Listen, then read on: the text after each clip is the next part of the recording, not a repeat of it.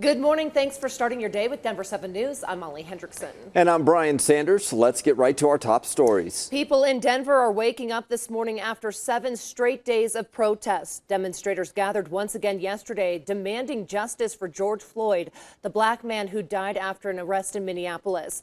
Hundreds came together at the Capitol steps yesterday evening. At one point, they were joined by Denver Mayor Michael Hancock. He says he was honored organizers asked him to take part and highlight the issue of injustice in our nation.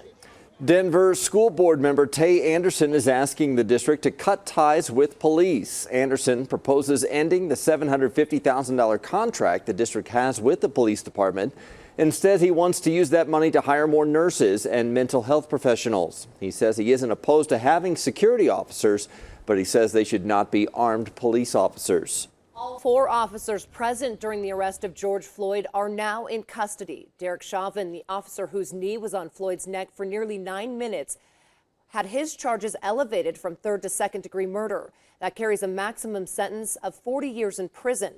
The other 3 officers are being charged with aiding and abetting in 2nd degree murder and manslaughter. Now here's meteorologist Lisa Hidalgo with our first alert forecast. On what is going to be another toasty day. It was nice yesterday when the storms rolled through and cooled things off late in the day. Today we're starting off with upper 50s to low 60s. It's going to be a mostly clear morning, sunshine again for the early morning eastbound drive.